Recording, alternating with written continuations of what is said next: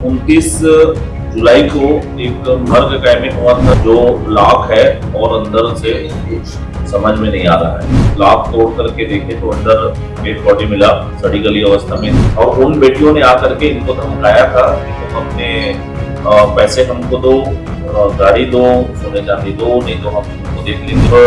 दोनों उसके नातिनों से पूछताछ की गई और पानी की बोतल, स्टील बोतल था, उससे सिर पे वार किया है तो और तकिया से मुंह से उसको दबा करके उसको मार करके लिटा दिए थे। मृतका के एक्टिवा को लेकर के राजनांदगांव गए। राजनांदगांव से बस में एक्टिवा को डाल करके नागपुर ले गए, जिसमें छोटी बहन नाबालिग है, बड़ी बहन 18 साल 2 महीने। स्पर्श मल्टी स्पेशलिटी हॉस्पिटल अब दे रहा है फुल टाइम विशेषज्ञों की देखरेख में सर्वश्रेष्ठ NICU एवं PICU की सुविधा, यानी नवजात एवं बच्चों की गंभीर बीमारियों का इलाज अब आपके अपने शहर में, साथ ही न्यूनतम दर पर हेल्थ पैकेज की सुविधा। स्पर्श मल्टी स्पेशलिटी हॉस्पिटल, एक एहसास अपनेपन का।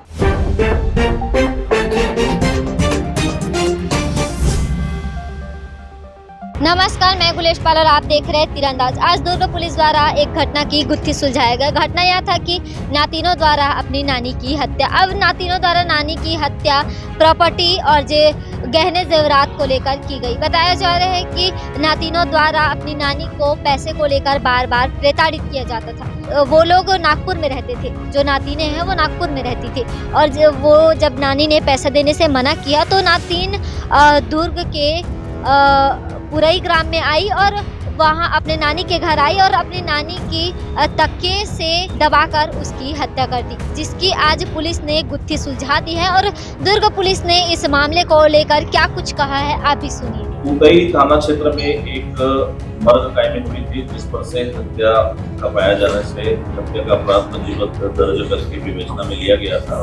2 आरोपियों को पुलिस की सूझबूझ से और कुशलता के साथ इसको पकड़ा गया है। इस मामले का आज खुलासा रखा गया।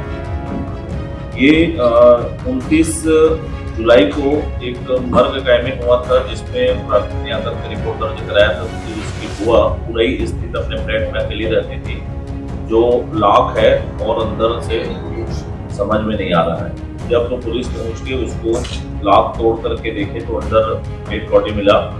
4-5 दिन पुरानी लाश की शव थी, सड़ी गली अवस्था में थी, और उसको बाद में PM कराया गया।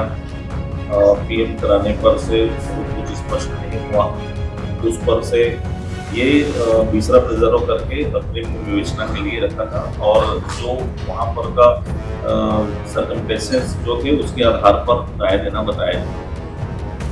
लेकिन इस बीच जो स्थिति थी, परिस्थिति थी, उसके आधार पर पुलिस को ये लग रहा था कि इसमें कुछ न कुछ स्टोरी है, क्योंकि लॉक था एक, क्योंकि सेंट्रल लॉक था तो वो अंदर से भी लॉक होकर के वो रह सकती थी, इस कारण से क्लियर नहीं हो पा रहा था।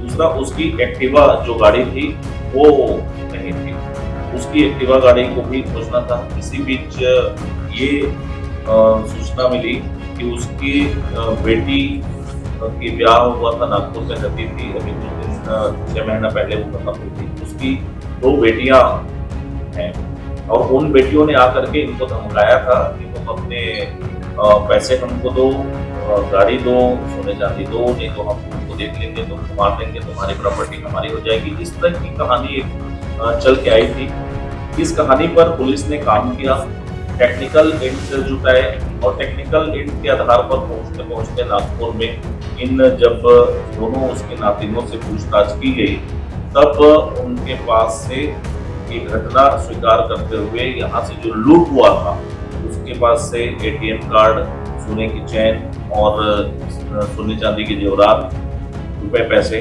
वो लूट के सामान भी उनसे बरामद किए गए।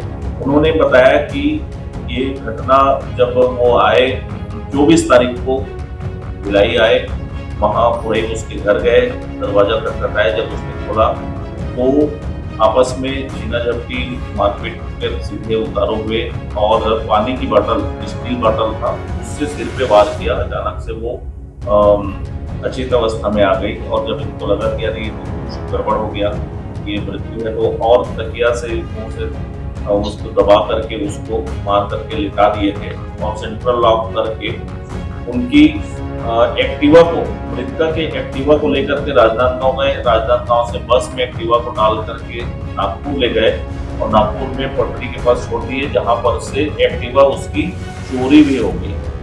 एक्टिवा अभी अज्ञात चोर के द्वारा चोरी गई एक्टिवा के पकड़ में आई है। इस तरह की सारी घटनाओं को उन्होंने करना स्वीकार किया। इनके जो टेक्निकल एंड है, उस टेक्निकल एंड के आधार पर इनका जो बयान वो पूरा मैच कराया गया, वो सारे सही पाए गए। इस आधार पर वही अपराध पंजीबद्ध किया गया। बीएनएस की धारा 103(1), 332, 309, 6, 61, 2 और 35। तो इसमें छोटी बहन नाबालिग है, बड़ी बहन को 18 साल 2 महीने, कुमारी दीपजोत और संधू, इनके पास से ये सामान जब्त करके मेमोरेंडम लिया गया और यहाँ पर थाने आकर के असल नंबरी कायम करके 14 तारीख को गिरफ्तार किया गया है। आज माननीय न्यायालय से रिमांड लेकर के जेल दाखिल किया जाएगा। इसमें एक सोने का चैन, सोने का अंगूठी, सोने का ब्रेसलेट और क्रेडिट का रजिस्ट्री पेपर, एग्रीमेंट, 3 अलग अलग बैंक के पासबुक, चेकबुक, 2 लाख रुपए का फिक्स्ड डिपॉजिट, ये सारे चीज जो उनसे लूट के ले गए थे, वो सारे चीज बरामद कर लिए गए। एग्रीमेंट सर किसके बीच हुआ है और कहाँ पे हुआ? फ्लैट का एग्रीमेंट। हाँ हाँ, फ्लैट का एग्रीमेंट मतलब ये इन्होंने जो फ्लैट लिया था उसके संबंध में एग्रीमेंट है। इसका बैंक से लेना देना नहीं है। अच्छा, मतलब कागजात का एग्रीमेंट था जिसको वो ले गए थे। ऐसा आरोपी ले गए थे पूरा। यहाँ जो भी दस्तावेज मिले हैं और प्रॉपर्टी के पेपर, बैंक पासबुक, 29 तारीख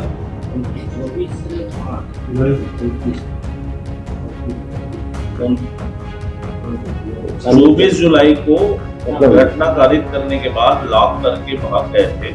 वहां किसी का आना जाना नहीं था, वो अकेली रहती थी। और 29 तारीख को उसके भतीजे ने, जो जामुल में रहते हैं, वो बताए कि उसका ना कॉल लग रहा है, ना किसी प्रकार से संपर्क हो पा रहा है, घर बंद है, एक बार चल करके देखिए। तब पुलिस जाकर ताला तोड़ के अंदर गई। उसमें वहाँ उसकी वो नहीं मिली, स्कूटी नहीं मिली। स्कूटी हुआ करती थी, घर वाले हुआ करते ये था कि कहीं पे रिपेयरिंग के लिए दिया हुआ है। स्कूटी नहीं थी, उसके मोबाइल नहीं थे, उसके जेवरात नहीं थे, तो फिर संदेह तो था उसमें। पुलिस इसलिए जो है गंभीरता से मामले में लगी। ये पीछे आप ये छोटा सा फ्लैट देख सकते हैं, ये पुरई में स्थित है। इसका नाम है कुबेर ग्रीन अपार्टमेंट, जहां 58 वर्षीय अतिंदर सिरहानी रहती थी, जिसकी निर्मम हत्या उनके नातिनों द्वारा कर दी जाती है। ये हत्या सुबह के करीब 4 बजे की जाती है और ये हत्या का कारण था लालच, उनकी प्रॉपर्टी पे लालच, उनके पैसों पे लालच के कारण वह अपनी नानी का हत्या कर देती है। खुश है तो फिर खुशी मना ले, छोटा बड़ा केक मंगा ले, संगम में मिलता है बढ़िया केक, संगम में मिलता है बढ़िया केक। तीरंदाज